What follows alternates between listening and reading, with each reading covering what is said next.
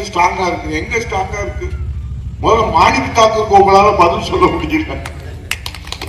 அவருக்கு பதில் சொல்லுங்க. கூட்டணி பேச்சுவார்த்தை பேசுறதுக்கு குழு அமைச்சு 3 மாசமா காத்து கிடக்கணும். எங்களை நீங்க கூப்பிடவே இல்லைன்னு மாணிக் தாக்கூர் சொல்றாரு. ஆட்சியில பங்கு கேட்போம், அதிகாரத்துல பங்கு கேட்போம் அப்படின்னு மாணிக் தாக்கூர் சொல்றாரு. உங்களுக்கு கூட்டணியில நீங்க தலைமை தாங்கி வலிமையா இருக்கிறீங்களா, முடிஞ்சா மாணிக் தாக்கூர் கட்சி பதவியில இருந்து நீ விரோதமா பேசுறேன்னு எடுத்து பாரு பார்ப்போம். ஸ்டாலின் மிகப்பெரிய வலிமையான தலைவர் தானே. ஏதோ இந்தியா கூட்டணி இந்தி கூட்டணின்றீங்களே, எங்க தேசிய ஜனநாயக கூட்டணியை பத்தி நையாண்டி நக்கலும் பண்ணீங்களே, இப்ப உங்க கூட்டணிக்கு ஓட்டு வந்துருச்சா?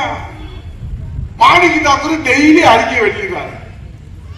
இங்க இருக்க மூத்த அமைச்சர் ஐ பெரியசாமி போய் பத்திரிகையாளர் கேட்கிறாங்க, என்ன கருப்பையா என்ன கேட்கிறாங்க தெரியுமா? ஐயா, இந்த மாணிக் தாக்கூர் டெய்லி அறிக்கை வெளியிடாரே, உங்களுக்கு எல்லாம் மானம் சூடு சொரண சோத்துல உப்பு போட்டு சாப்பிடுறீங்களா, அதுக்கு ஏதாவது பதில் சொல்லுங்கன்னா, அவர் அறிக்கை வெளியிடுவதில் எங்களுக்கு உடன்பாடு இல்லை. அதுக்கு மேல பேசினா என்ன ஆகும்? காங்கிரசுக்கு அடிமையா இருக்கிற திமுக அண்ணா திமுகவை பார்த்து பாரதிய ஜனதா கட்சிக்கு அடிமை என்று சொல்வதற்கு என்ன யோக்கியதா இருக்கிறார்? நீங்க 5 லட்சம் பேரை நடத்துறீங்க, ஏன் இந்த தேர்வை, மக்களுக்கான தேர்வை ஏன் உங்களால் நடத்த முடியல? இந்த மக்களுக்கான எளிய தேர்வை உங்களால் ஏன் நடத்த முடியவில்லை? ஏனென்றால் மக்கள் மீது, மாணவர்கள் மீது, இளைஞர்கள் மீது, இந்த நாட்டில் இருக்கக்கூடிய எதிர்கால சந்ததியின் மீது உங்களுக்கு அக்கறை இல்லை. அதன் காரணமாக இந்த குரூப் 2 சப் ரிஜிஸ்ட்ரார்ல இருந்து எல்லா அதிகாரிகளும் கனவோடு சென்றிருக்கிறார்கள். அவர்கள் தான் இந்த நாட்டுடைய இதே சமுதாயம். அவர் மனசு என்ன பாடுபட்டிருக்கோம், என்ன வேதனைப்பட்டிருப்பாங்க, பெற்றவங்க எவ்வளவு வேதனைப்பட்டிருப்பாங்க, அவங்களை நம்பி இருக்கிற அந்த குடும்ப உறுப்பினர்கள் என்ன வேதனைப்பட்டிருப்பாங்க. என் பிள்ளை எப்படியாவது அரசு வேலைக்கு சென்று விடுவார், வறுமையிலே உணர்ந்து கிடக்கிற, கண்ணீரிலே தத்தளித்து கிடக்கிற என் குடும்பம் தலை நிமிரும் என்று நினைத்து கனவோடு சென்றிருப்பார்களே, அந்த கனவை கலைத்து விட்டு நீங்கள் இங்கு இளைஞரணி மாநாடு நடத்துகிறீர்கள். ஸ்டாலின் அவர்களே, உங்களுக்கு மனசாட்சி இருக்கிறதா என்பதை இந்த தாய் தமிழ்நாட்டு மக்கள் இன்றைக்கு உங்களை கேட்டுக்கொண்டிருக்கிறார். இளைஞரணி மாநாடு எதற்கு?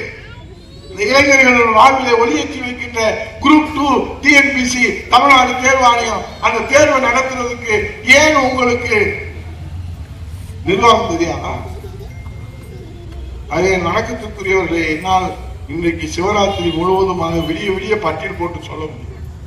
அந்த சிவராத்திரி ஞாயிற்றுக்கிழமை தான் வருதுன்னு நினைக்கிறேன். அதனால என் அன்புக்குரியவர்களே, பாசத்திற்குரியவர்களே, டிஎன்பிசி தமிழ்நாடு தேர்வாணையம் ஒரு தேர்வை கூட முறையாக நடத்த முடியாமல் அந்த இளைஞர்கள் கனவோடு சென்ற இளைஞர்களுடைய கனவை கலைத்து விட்டு உங்களுக்கு தேர்வு இங்கே நடைபெறவில்லை என்று ஒரு தேர்வை ரத்து செய்த வரலாறு இதுவரை தமிழ்நாட்டு அரசியலில் நடந்தது இல்லை. முதலாக இந்த அவலத்தை நடத்தியது இந்த அவல விடிய ஆட்சி, திமுக ஆட்சி, ஸ்டாலின் ஆட்சி, மக்கள் விரோத ஆட்சி. இன்னொரு பக்கம் மாநாடு, கட்சி மாநாடு. இன்னொரு பக்கம் இந்தியாவிலே அதிக கடன் வாங்கிய மாநிலம் தமிழ்நாடு. 10 லட்சம் கோடி அவங்க வாங்கியிருக்கிறாங்க. ஆனா மத்திய அரசுல இன்னைக்கு 9வது முறையாக நிதிநிலை அறிக்கை தாக்கல் செய்திருக்கிற பெண் சிங்கமாக நிர்மலா சீதாராமன் அவர்கள் இன்றைக்கு 1% கடன் சுமையை குறைக்கின்ற வகையில நிதிநிலை அறிக்கை நீங்கள் தாக்கல் செய்திருப்பதை பூனை கண்ணை மூடிடுச்சுன்னா உலகம் இருந்துச்சுன்னு நினைக்குமா?